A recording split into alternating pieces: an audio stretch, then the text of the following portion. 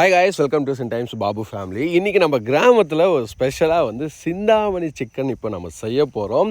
So ரொம்ப நாளாக செய்யணும்னு ஆசைப்பட்டோம். ஸோ இன்றைக்கி தான் அதுக்கு நேரவேறியிருக்கு. இதுக்கு என்னென்ன இன்க்ரீடியன்ட்னா பெருசெல்லாம் கிடையாது. பச்சை மிளகா, காஞ்ச மிளகா, சின்ன வெங்காயம், சீரகம், மஞ்சள் தூள், உப்பு, இவ்வளோ மட்டும்தான். ஸோ ஃபர்ஸ்ட் ஆஃப் ஆல் பார்த்திங்கன்னா காஞ்ச மிளகாவில் இருக்க எல்லா விதையும் எடுத்துடணும். அதுதான், இல்லைன்னா ரொம்ப காரமாக போயிடும்.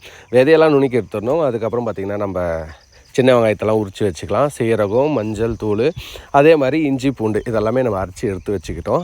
நம்ம செய்ய போகிறது ஒரு 1.5 கிலோ தான் செய்ய போகிறோம், ஒரு 3 பேருக்கு மட்டும். ஸோ ஃபஸ்ட்டு கடாயில் பார்த்திங்கன்னா எண்ணெயை ஊற்றிட்டு ஃபஸ்ட்டு நம்ம காஞ்ச மிளகா தான் நல்லா வறுத்துக்கிட்டோம்.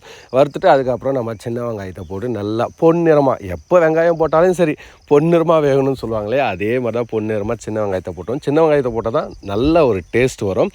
அது கூட பார்த்திங்கன்னா காஞ்ச மிளகா போட்டணும். அதுக்கப்புறம் சீரகம், அதுக்கப்புறம் இஞ்சி பூண்டு பேஸ்ட், இது எல்லாத்தையும் போட்டு நல்லா பச்சை ஸ்மெல்லு, எப்பவும் போல் எல்லா சமையலுக்கும் இதே தான், பச்சை ஸ்மெல்லு போகிற மாதிரி நல்லா கிண்டிகிட்டே இருக்கணும். நம்ம அதுக்குள்ளே நாட்டுக்கோழியை நல்லா கழுவி எடுத்து வச்சுக்கிட்டோம். நாட்டுக்கோழி கொஞ்சம் பீஸ் சின்ன சின்னதாக போட்டுனா நல்லது. நம்ம குக்கர்லாம் வேக வைக்க கிடையாது, நம்ம அப்படியே டேரெக்டாக தான் போடுறோம். எப்போயுமே பார்த்திங்கன்னா குக்கரில் ஒரு விசில் விட்டுட்டு தான் அதுக்கப்புறம் நம்ம சிந்தாமணி சிக்கனுக்கு யூஸ் பண்ணுவோம். ஆனால் நாங்கள் இப்போது நாங்கள் அப்படியே அப்ளை பண்ணியிருக்கோம். ஸோ அது கூட லைட்டாக மஞ்சள் தூள் போட்டு கிண்டிகிட்டே இருக்கணும். விடாமல் அடி பிடிக்காமல் கிண்டிகிட்டே இருக்கணும். அதுக்கு மேலே நம்ம எப்போவுமே உப்பு, நாம் யூஸ் பண்ணுறது கல் உப்பு தான் எப்போவுமே. ஸோ கல் உப்பு போட்டு செஞ்சால் கொஞ்சம் டேஸ்ட் நல்லாயிருக்கும். சால்ட் உப்பை விட கல் உப்பு டேஸ்ட் நல்லாயிருக்கும் அப்படின்னு என்னுடைய ஒப்பீனியன். ஸோ நீங்கள் அதுக்குள்ளே அது மேலே ஒரு கருவேப்பிலை அதெல்லாம் போட்டு தண்ணி எதுவுமே சேர்த்தாமல், ஃபர்ஸ்ட் ஆஃப் ஆல் அதில் இருக்கிற தண்ணியே அதிலே நல்லா சுண்டுற அளவுக்கு நீங்கள் கிண்டிகிட்டே இருந்தீங்கன்னா கோழியில் இருக்கிற தண்ணியெல்லாம் வெளியே அதிலே சுண்டும். அது வரையும் நீங்கள் கிண்டிகிட்டே இருக்கணும், அடி பிடிக்காமல் இருக்கணும். ஓகேங்களா? அதே மாதிரி அடுத்தது நீங்கள் சுண்ட கிண்டும் போது அதில் இருக்கிற தண்ணியெல்லாம் ட்ரை ஆகிடும். இதுக்கப்புறம் நீங்கள் என்ன பண்ணால் தண்ணி நல்லா காய வச்சுக்கணும். நீங்கள் எக்காந்துக்கூட பச்சை தண்ணி ஊற்றிடக்கூடாது. நீங்கள் தனியாக கேஸில் தண்ணி காய வச்சு சுடு தண்ணி தான் ஊற்றணும். ஏன்னா பச்சை தண்ணி ஊற்றினீங்கன்னா கறி நிமிந்துடும், நல்லா வேகாது. அதுவும் இல்லாமல் இது நாட்டுக்கோழி, நல்லா வேக வைக்கணும். அதுக்கு நீங்கள் சுடு தண்ணி தான் ஊற்றணும். நாம் சுடு தண்ணி ஊற்றிட்டு நல்லா ஒரு ஆவி வர வரையும் நல்லா கொதிக்க விடணும். ஃப்ளேம் கம்மியாக வைக்கணும், சின்னதாக வைக்கணும்னு வாங்களே, அந்த மாதிரி கம்மியாக வைக்கணும்.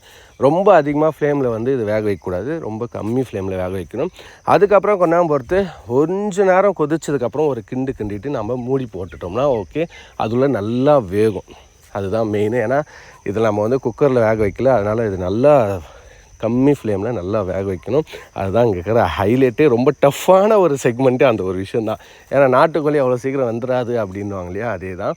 ஸோ நல்லா நம்ம சுடுதண்ணி ஊற்றி வேக வச்சுட்டே இருக்கணும்.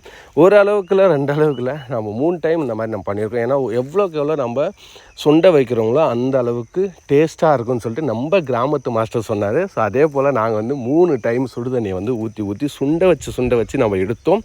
நினச்ச மாதிரி வேறு லெவலில் இருந்தது. அதை பார்த்திங்கன்னா அதுக்கு அடுத்தது நல்லா கறி வெந்ததுக்கப்புறம் லாஸ்ட்டாக பார்த்திங்கன்னா தேங்காய் துருவி வச்சுருப்போம் இல்லையா, அந்த தேங்காய் துருவில் மேலே போட்டுக்கணும். அதுக்கப்புறம் கொத்தமல்லி தழை 2த்தையும் போட்டுட்டு ரொம்ப நேரம் வேகக்கூடாது. ஜஸ்ட் ஒரு ஆவி வர அளவுக்கு நீங்கள் கிண்டிட்டு வெளியே எடுத்துட்டிங்கன்னா நம்ம கிராமத்து சிந்தாமணி சிக்கன் ரெடி ஆகிடுச்சு. ஸோ நாமளும் ரெடி ஆகிட்டு இப்போ சாப்பிட்றதுக்கு நம்ம ரெடி ஆகிட்டோம். ஆனால் அதுக்கு முன்னாடி நம்ம எங்கே சாப்பிட போகிறதில்ல, வெளியில் தான் சாப்பிட போகிறோம்.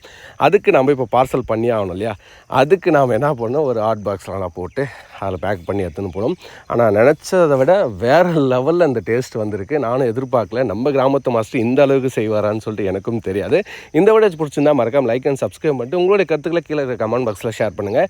இதே மாதிரி நீங்கள் சிந்தாமணி சிக்கன் உங்கள் வீட்டில் ட்ரை பண்ணியிருக்கீங்களா அப்படின்ற கருத்துக்களை கீழே இருக்க கமெண்ட் பாக்ஸில் ஷேர் பண்ணுங்கள். இப்போ ஒரு பார்சல் நடக்குதுல்ல, இந்த வெள்ளை பாக்ஸு யாருக்கு பார்சல் பண்ணுவாங்க அப்படின்னு தெரிஞ்சால் ஏதாவது கெஸ் பண்ணால் கமெண்ட்ஸில் ஷேர் பண்ணுங்கள், பார்க்கலாம் யார் கரெக்டாக சொல்கிறாங்கன்னு சொல்லிட்டு. ஆனால் எனக்கு தெரிலங்க யாருக்கு பார்சல் பண்ணுறாங்கன்னு சொல்லிட்டு. ஸோ இதே மாதிரி ஒரு ஃபுட் அண்ட் ட்ராவல் வீடியோவில் அடுத்த வீடியோவில் நான் உங்களை சந்திக்கிறேன். அதுவரையும் உங்களிடம் இருந்து விடைபெறுவது Sintimes Babu. And bye and see you on next video.